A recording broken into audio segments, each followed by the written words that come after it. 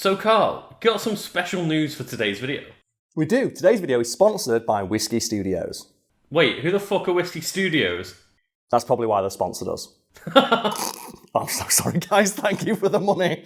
The Metal Gear franchise is a glorious, muddled pastiche of references to other forms of media, mostly movies. Of the many movies Metal Gear has borrowed things from, Escape from New York is perhaps the most noteworthy, if only because the company behind the game managed to avoid being sued just by being nice. So Carl, a lot of people watching might not have played, like, Metal Gear Solid or Metal Gear.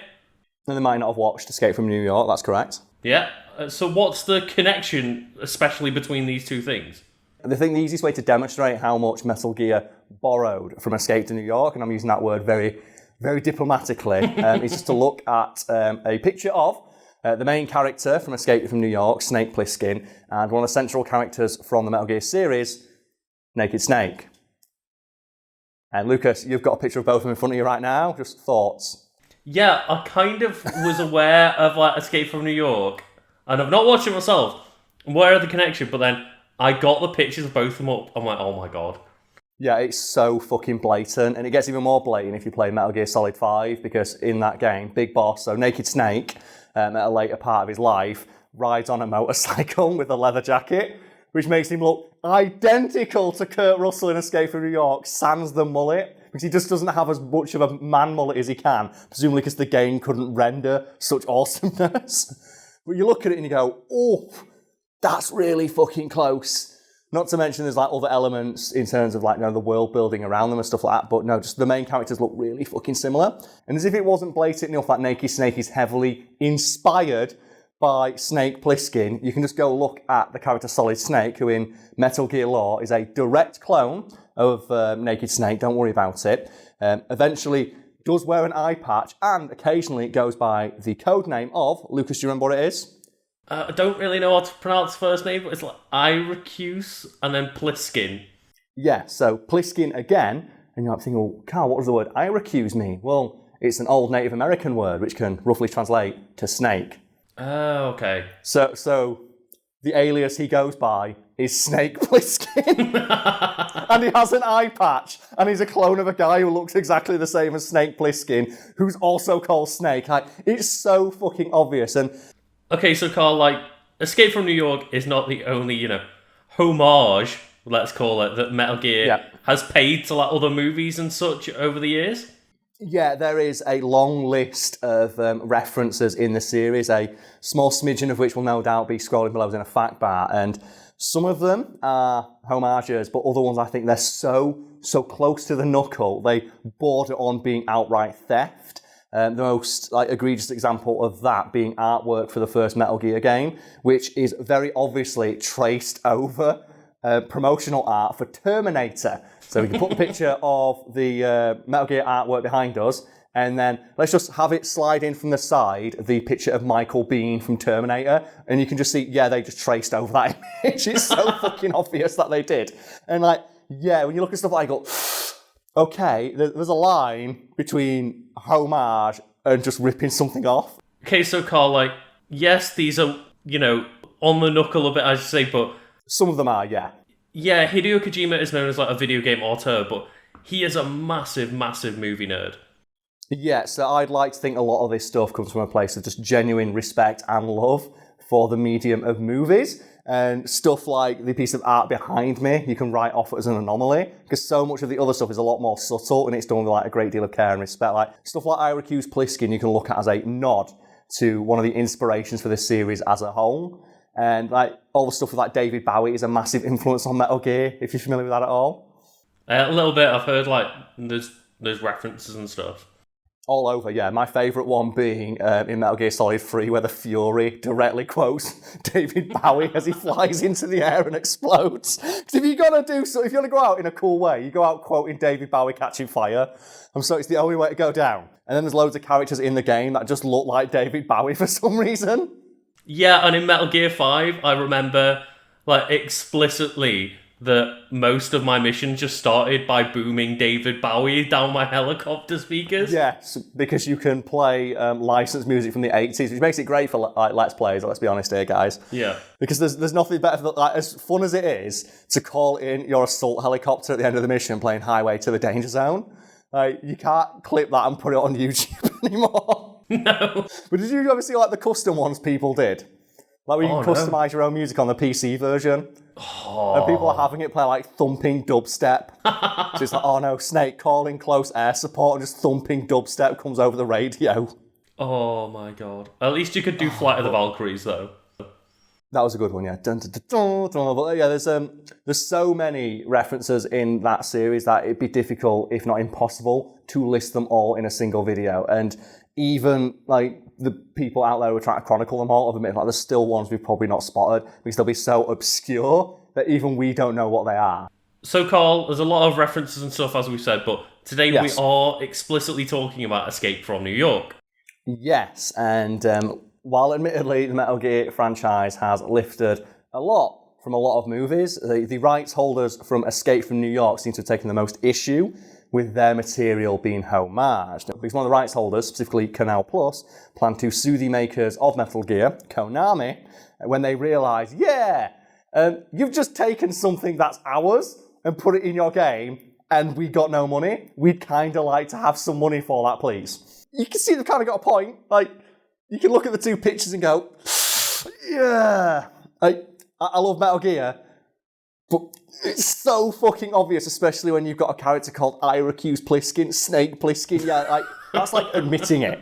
Yeah, basically. And there is a fine line between homage and outright theft, and it's difficult to tell where that line is by design. Because when it comes to things like copyright and fair use and homage and parody, like, the law is somewhat nebulous in this regard due to the nebulous nature of art itself. And so, like, Canal Plus decided, nah, you fucking owe us some money, and try to sue Konami for it.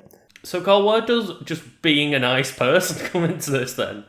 Well, that happened when John Carpenter heard rumblings that Canal Plus were planning to sue Konami and called up the company and told them to cut that shit out. And if you don't know, John Carpenter directed and wrote Escape from New York, so had more of a claim to the rights than anybody. And he told them, I don't want to sue Konami, cut it out. And he got asked at a later point, well, why did you tell them to cut it out? It seemed like he had a fairly strong case and he could have won. Did you not want the money? To which John Carpenter responded, well, it's not about the money. I spoke to Hideo Kojima once. He was a nice guy.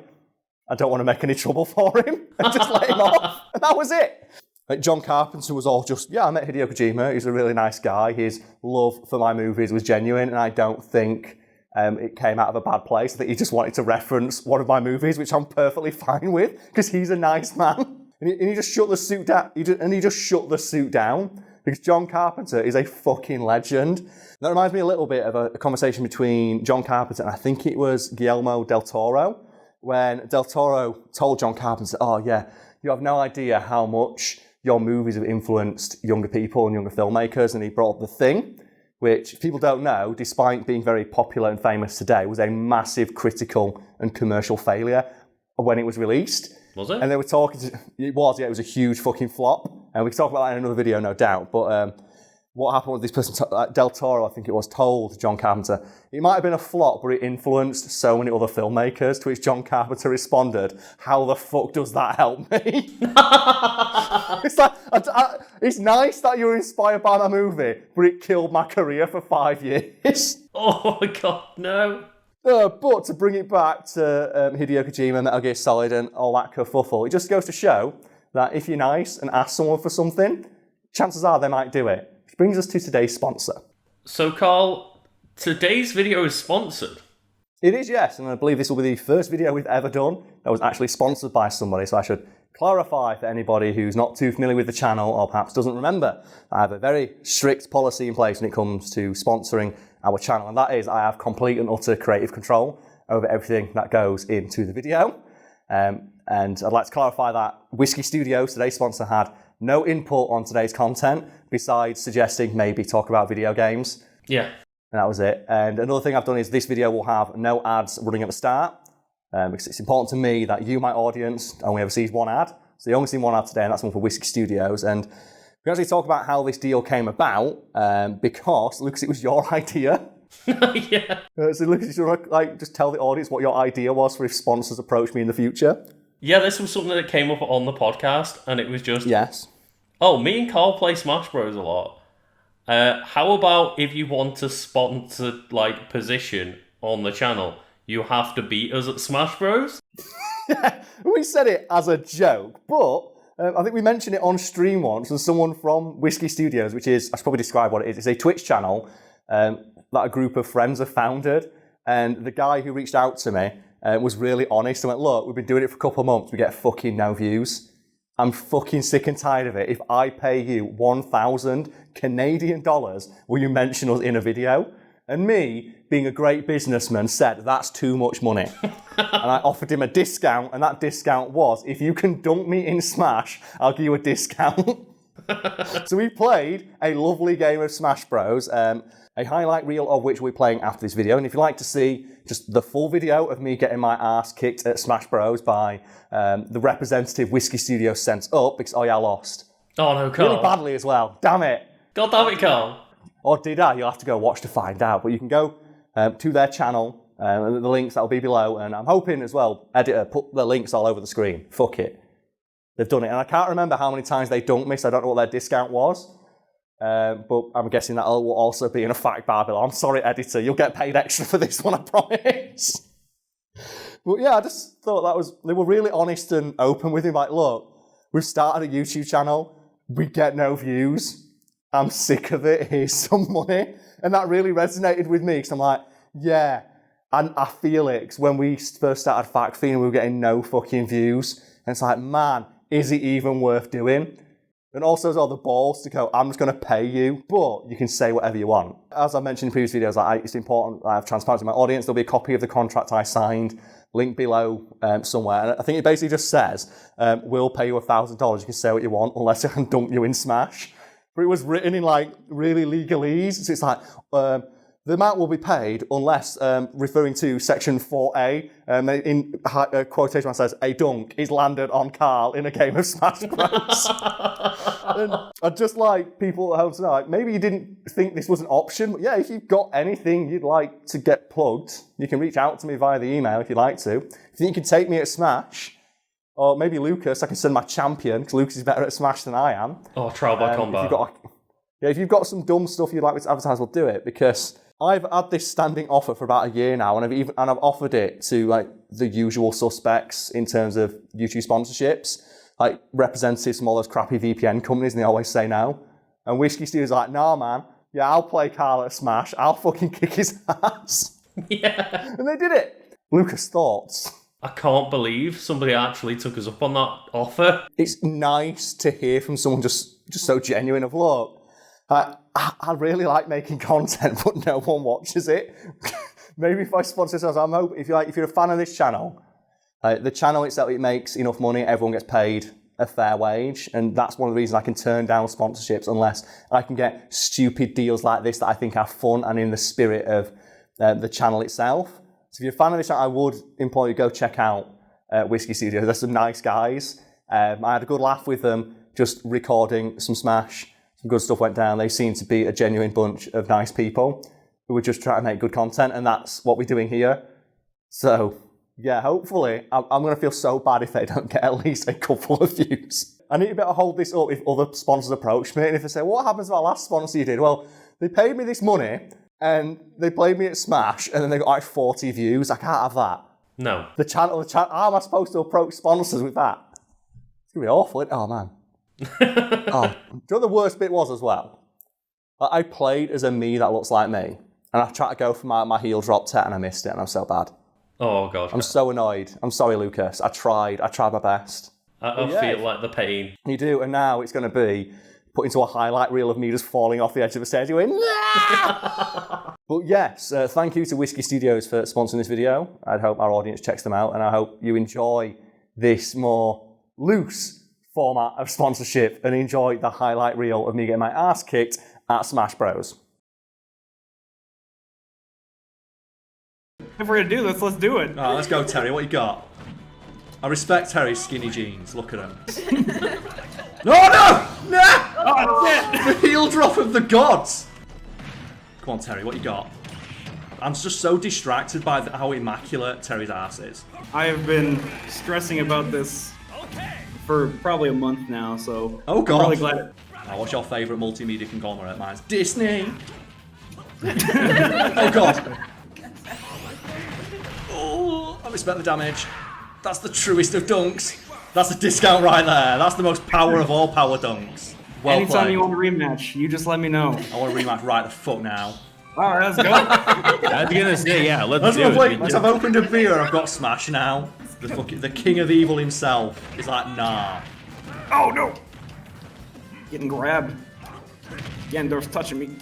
Oh, I got spiked! Those size 29s coming in.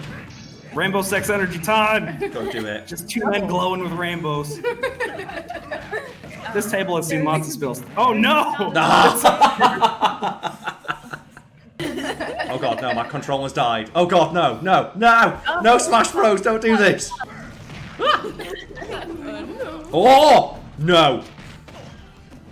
No! Oh, bye. Getting disrespected. Oh no! There it is. Oh.